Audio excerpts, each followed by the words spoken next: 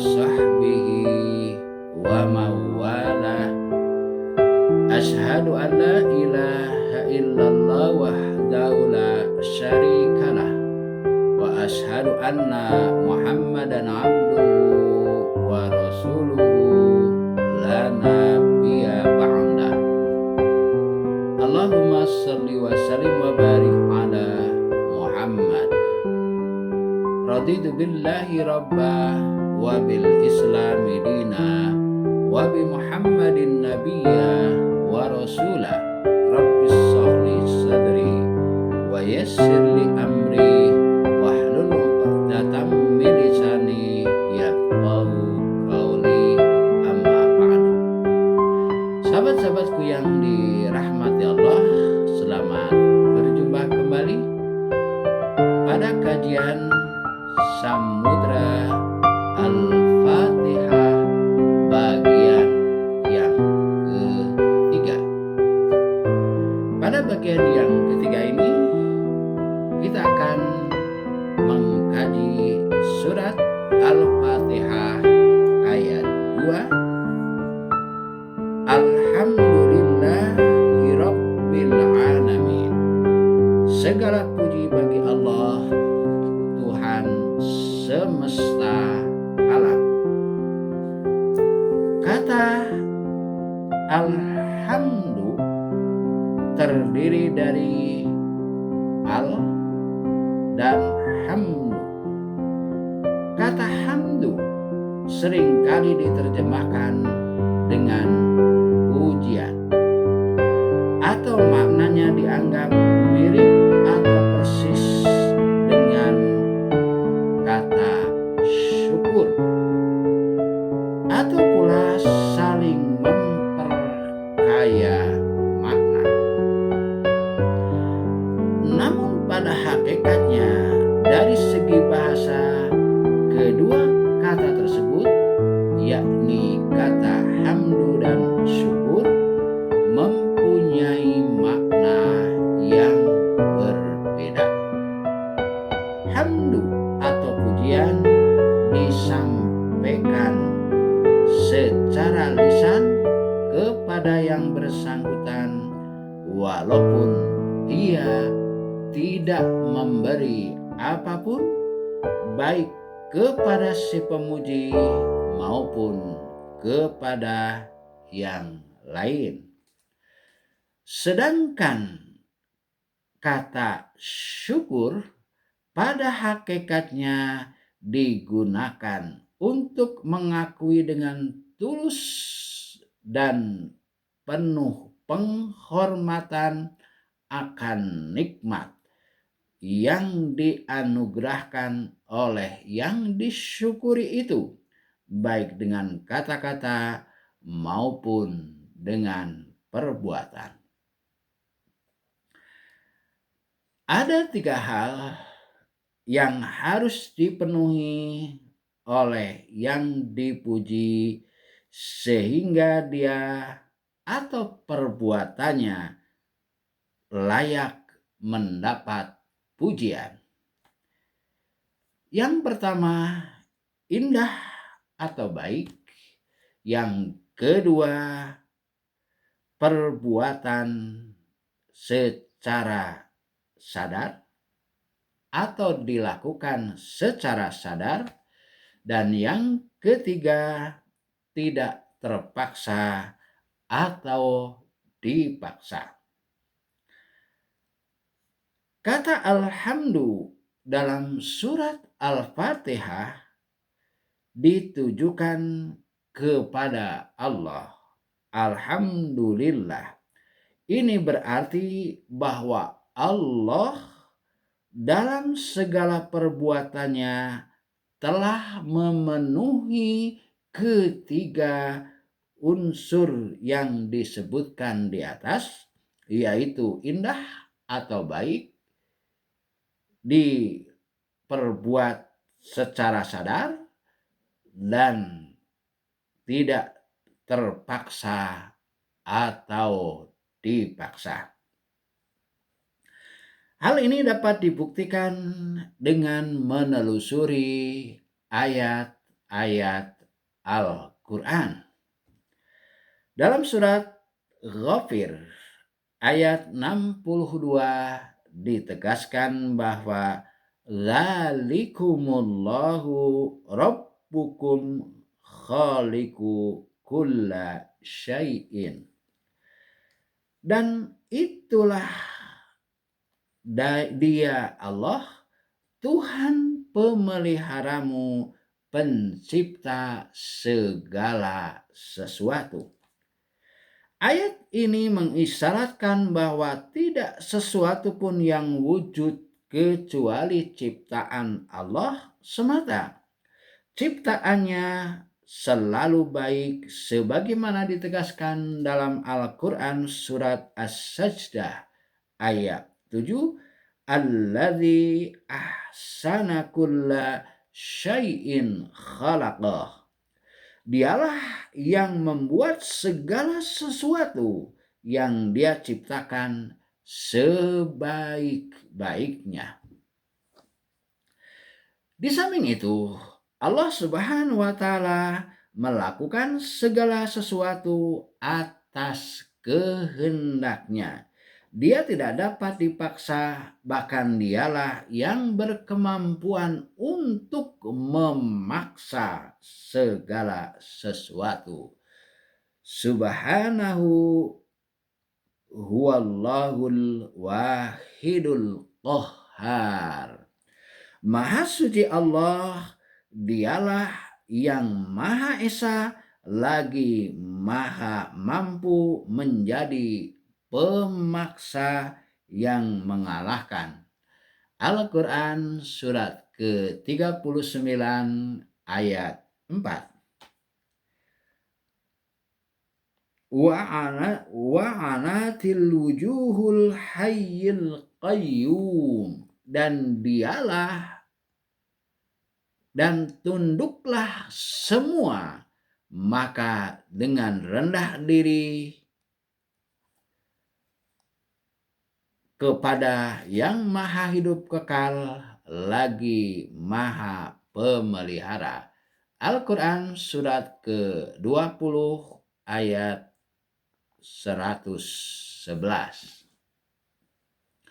Sahabatku yang dirahmati Allah, dari ayat-ayat di atas dapat disimpulkan bahwa Tuhanlah yang menciptakan segala sesuatu dan segalanya diciptakan dengan baik serta dengan penuh kesadaran tanpa paksaan. Kalau demikian, maka segala perbuatannya terpuji dan segala yang terpuji merupakan perbuatannya jua. Sehingga segala puji tertuju kepada Allah. Alhamdulillah. Jika Anda memuji seseorang karena kebaikan atau kecantikannya atau kegantengannya, maka pujian tersebut pada akhirnya harus dikembalikan kepada Allah Subhanahu wa Ta'ala, sebab kecantikan dan kebaikan, ketampanan itu bersumber darinya. Kalau pada lahirnya ada perbuatan atau ketetapan Tuhan yang mungkin oleh kacamata manusia dinilai kurang baik, maka harus disadari bahwa penilaian tersebut adalah akibat keterbatasan manusia dalam menetapkan tolok ukur penilaiannya. Pasti ada sesuatu yang luput dari jangkauan pandangan manusia sehingga penilaiannya menjadi demikian. Walhasil segala puji bagi Allah. Kata segala ini diterjemahkan dari kata al pada kalimat alhamdulillah yang oleh ahli bahasa dinamai al-lil istiqra' artikel yang memberi arti mencakup keseluruhan. Sahabatku yang dirahmati Allah, Rabbil Alamin, Tuhan pemelihara seluruh alam. Penggalan ayat ini merupakan keterangan lebih lanjut tentang layaknya Allah Subhanahu wa Ta'ala untuk mendapat pujian. Pertanyaan mengapa pujian harus dikembalikan dan ditujukan kepada Allah semata dijawab bahwa karena Dia adalah Tuhan pemelihara seluruh alam. Jika ketika menyebut nama Allah dapat terbayang di dalam benak keseluruhan sifat-sifat Tuhan, baik yang mempunyai kaitan dengan makhluk-makhluknya, sifat perbuatan, maupun tidak sifat-sifat, maka kata Rob hanya menggambarkan Tuhan dengan segala sifat-sifatnya yang mempunyai kaitan dengan makhluknya, sifat perbuatan. Sebagai contoh, jika Anda berkata si A cantik atau bangsawan, kecantikan dan kebangsawanannya tidak dapat diberikan kepada Anda. Tetapi jika Anda berkata bahwa dia si pemurah atau peramah, maka tentu kemurahan dan keramahannya akan dapat menyentuh Anda. Kecantikan dapat kita ibaratkan sebagai sifat zat, sedang kemurahan dan keramahan dapat dipersamakan dengan sifat perbuatan. Kata Rob yang diartikan pendidik atau pemelihara mempunyai banyak sekali aspek yang dapat menyentuh makhluk. Pengertian rububiyah atau pemeliharaan mencakup pemberian rezeki, pengampunan dan kasih sayang, juga amarah, ancaman, siksaan, dan sebagainya. Ini tidak jauh berbeda dengan kata yang sering kali mengancam, bahkan memukul anak kita dalam rangka mendidik mereka. Kendati saat-saat sekarang ketika kita memukul dalam rangka mendidik sering jadi bahan permasalahan, dilaporkan ke polisi, diproses, sehingga pada akhirnya disalahkan. Padahal memukul yang dilakukan itu adalah dalam rangka mendidik, dalam rangka menyayangi, supaya memiliki etika sopan santun dan terhindar dari perbuatan tercela. Sahabat-sahabatku yang dirahmati Allah, walaupun sang anak yang dipukul itu merasa diperlakukan tidak wajar, kelak setelah ia dewasa akan sadar bahwa pukulan tersebut merupakan sesuatu yang baik baginya. Jadi apapun bentuk perlakuan Tuhan kepada makhluknya sama sekali tidak terlepas dari sifat kepemeliharaan dan kependidikannya. Walau perlakuan itu dinilai oleh keterbatasan manusia sebagai sesuatu yang negatif, adalah tidak wajar bersikap terhadap Allah seperti sikap anak yang dipukul ayahnya, yakni menggerutu, membangkang, serta tidak menerimanya. Setiap pengucap alhamdulillah harus sadar bahwa segala yang datang dari Tuhan selalu terpuji. terpuji. Alhamdulillah. Kata al-alamin adalah bentuk jamak dari alam. Para teolog Islam sering mendefinisikan kata alam sebagai segala sesuatu selain Allah. Pengertian ini tidak sama dengan pengertian alam yang dimaksud oleh ayat di atas, karena ia berbentuk jamak.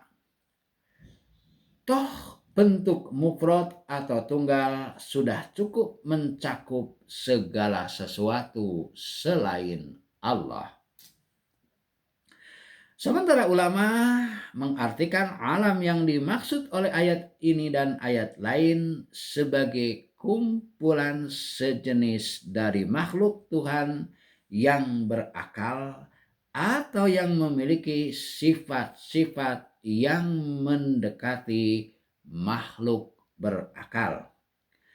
Itu sebabnya, kata mereka, dikenal istilah alam malaikat, alam jin, alam manusia, alam tumbuh-tumbuhan, dan lain-lain. Tetapi tidak dikenal istilah alam batu, alam tanah, alam udara, dan sebagainya. Sebab batu dan tanah tidak memenuhi kriteria di atas, apalagi dua yang terakhir tidak dapat terserap oleh nalar kita. Cara pendidikan dan pemeliharaan Allah yang biasanya nampak melalui kehidupan makhluk, makan, dan perkembangbiakannya. Namun demikian, perlu digarisbawahi bahwa kata alamin yang berbentuk jamak ini menegaskan banyaknya alam-alam yang dipelihara Tuhan, yang sebagian darinya tidak diketahui. Wa yakhluqu ma la ta'lamun. Dialah Allah menciptakan makhluk-makhluk yang kamu tidak mengetahuinya. Quran surat ke-16 ayat 8. Sahabat-sahabatku yang dirahmati Allah, oleh sementara ulama ayat kedua surat Al-Fatihah ini, Alhamdulillahirabbil alamin, dinilai mempunyai dua sisi makna. Yang pertama berupa pujian kepada Tuhan dalam bentuk ucapan alhamdulillah. Kedua berupa syukur kepadanya dalam bentuk perbuatan. Kedua sisi ini tergabung dalam ucapan alhamdulillah, sejalan dengan penjelasan yang dikemukakan di atas tentang penggunaan kata alhamdulillah dan kata syukur. Pujian kepada Allah dalam bentuk ucapan merupakan anjuran agama setiap kali merasakan anugerah. Itu sebabnya Rasulullah Shallallahu Alaihi Wasallam selalu mengucapkan alhamdulillah pada setiap kondisi dan situasi. Pada saat bangun tidur, beliau mengucapkan alhamdulillahilladzi ahyana ba'dama amatana wa ilaihin nusur. Segala puji bagi Allah yang telah menghidupkan atau membangunkan kami setelah mematikan atau menidurkan kami, dan kepadanya lah kelak kebangkitan. Atau membaca segala puji bagi Allah yang mengembalikan kepadaku ruhku, memberi afiat kepada badanku, dan mengizinkan aku mengingatnya. Ketika berpakaian, beliau membaca Segala puji bagi Allah yang menyandangiku dengan pakaian ini, menganugerahkannya kepadaku tanpa melalui kemampuan dan kekuatan dari diriku. Sesudah makan, beliau juga berucap, Alhamdulillahilladzi at'amana wa saqana wa ja'alana minal muslimin. Segala puji bagi Allah yang memberi kami makan dan memberi kami minum dan menjadikan kami kaum muslimin. Ketika akan tidur, beliau berdoa, Bismika Allahumma ahya wa amut. Dengan namamu, ya Allah, aku hidup dan aku mati. Ya Allah, bagimu segala puji, engkau pemelihara langit dan bumi. Demikian seterusnya, dan pada setiap saat dan dalam berbagai situasi dan kondisi.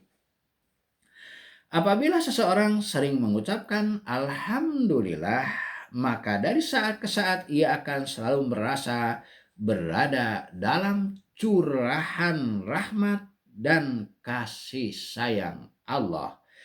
Dia akan merasa bahwa Allah tidak membiarkannya sendiri.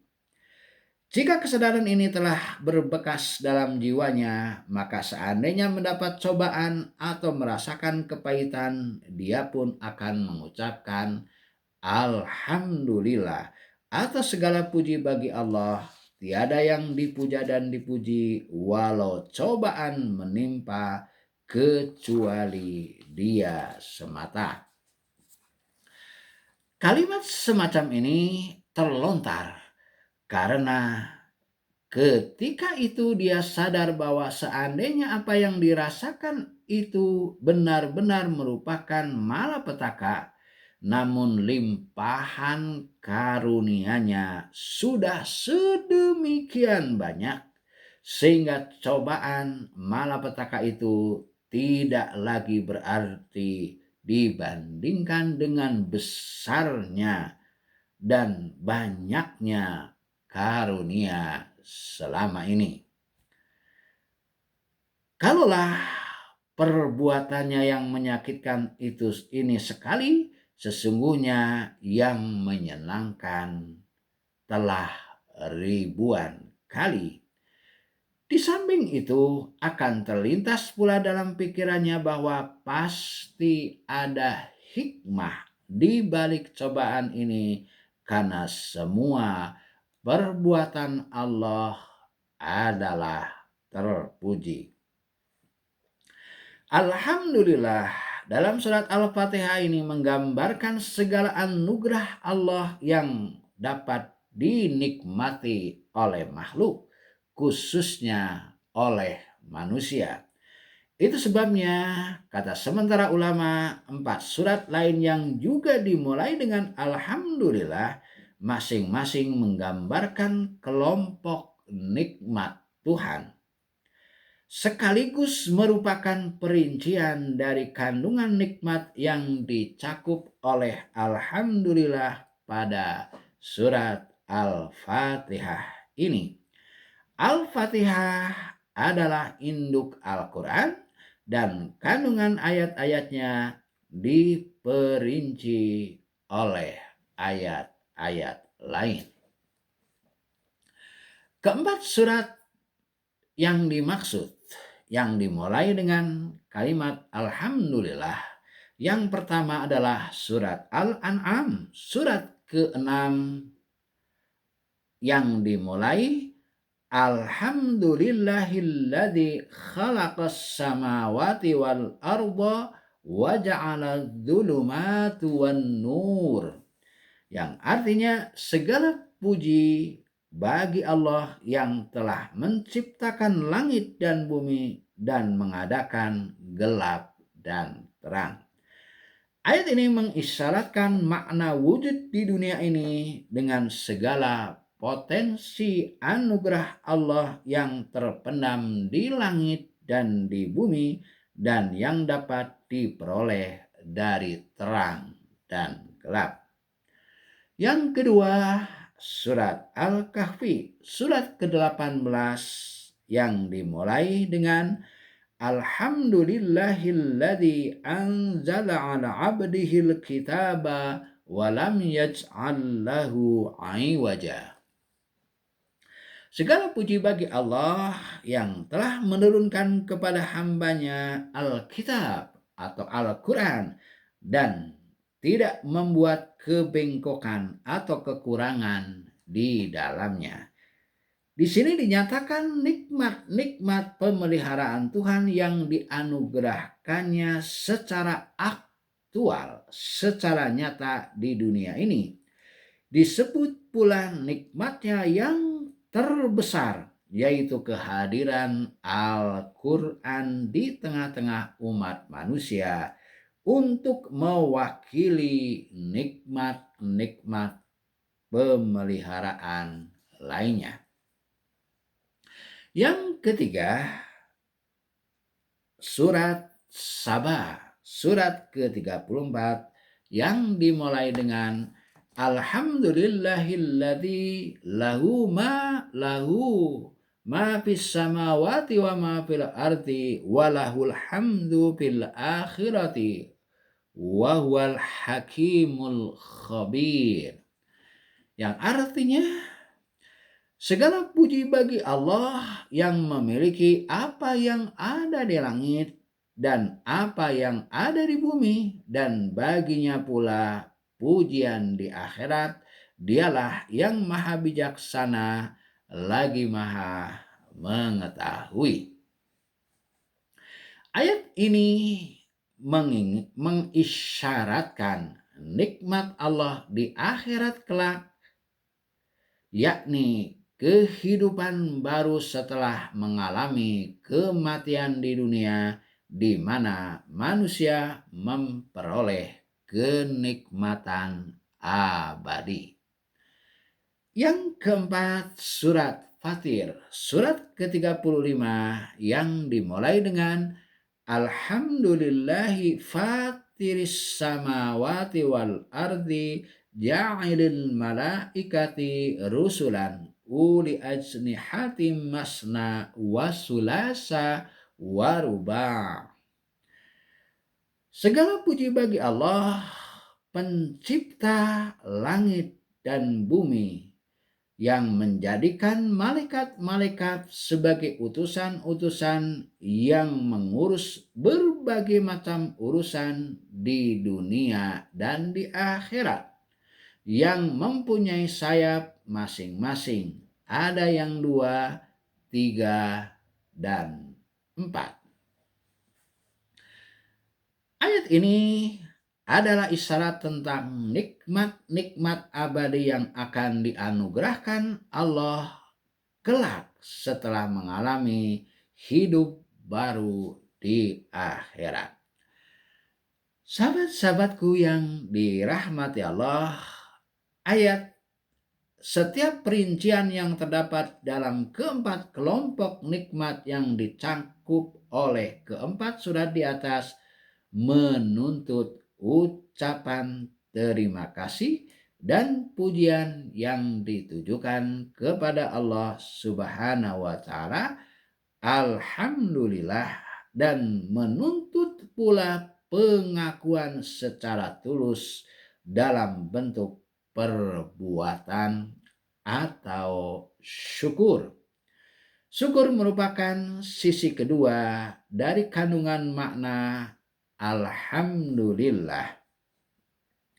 Syukur didefinisikan oleh ulama sebagai menggunakan segala apa yang dianugerahkan Allah sesuai dengan tujuan penciptaan anugerah itu. Jadi untuk mensyukuri suatu nikmat secara sempurna, seseorang harus mengetahui terlebih dahulu untuk apa nikmat tersebut diciptakan dan dianugerahkan oleh Allah. Misalnya, untuk apa mata, telinga, akal, dan alam ini diciptakan Allah? Jika telah ditemukan jawabannya, maka gunakanlah nikmat itu sesuai dengan tujuan dimaksud. Dalam surat Ar-Rahman, surat yang ke-55 Al-Quran membicarakan aneka nikmat Allah dalam kehidupan di dunia ini dan kehidupan di akhirat kelak. Hampir pada setiap dua nikmat yang disebutkan, Al-Quran mengulangi satu pertanyaan dengan redaksi yang sama. Fabi ayyi ala'i rabbikuma tukadziban. Maka nikmat Tuhanmu yang manakah yang kamu dustakan? Pertanyaan tersebut terulang sebanyak 31 kali. Sementara ulama menganalisis jumlah itu dan mengelompokkannya untuk kemudahan sampai kepada suatu kesimpulan.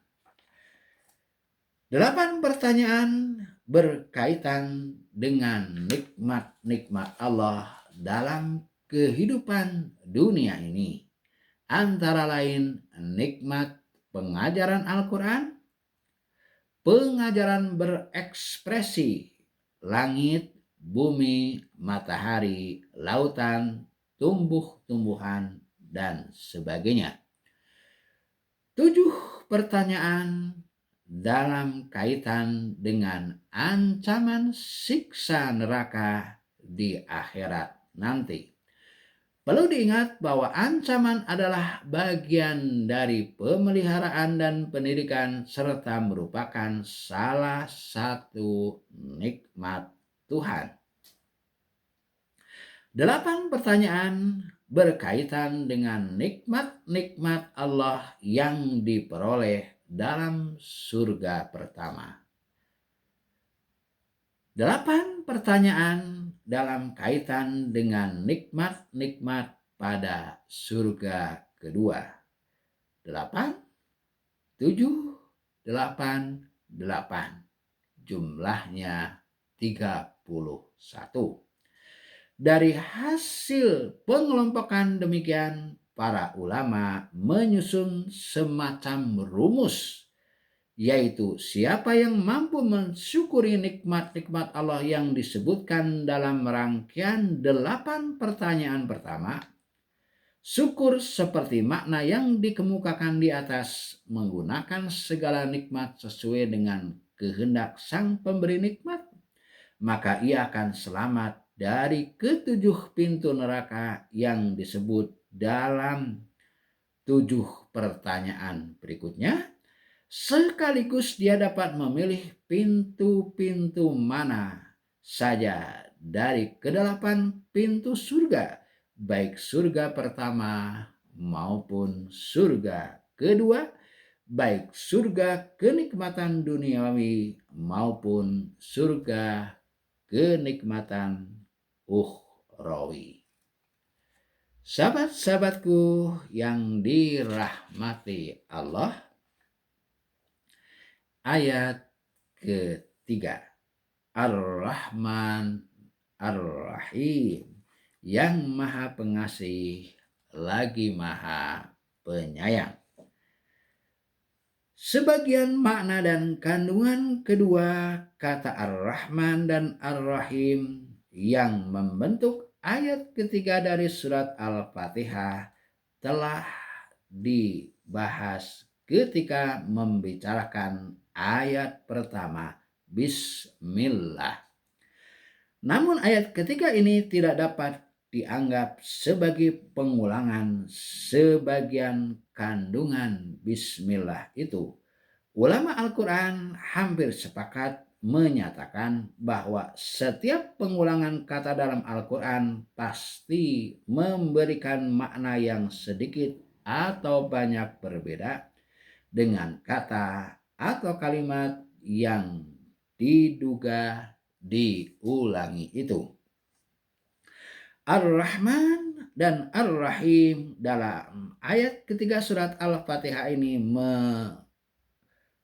bertujuan menjelaskan bahwa pendidikan dan pemeliharaan Allah Subhanahu wa taala sebagaimana yang disebutkan dalam ayat kedua, sama sekali bukan untuk kepentingan Allah atau sesuatu pamrih, seperti halnya seseorang atau satu perusahaan yang menyekolahkan karyawannya.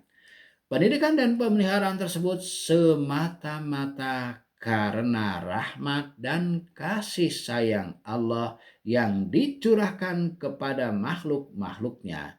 Demikian pendapat Muhammad Abduh.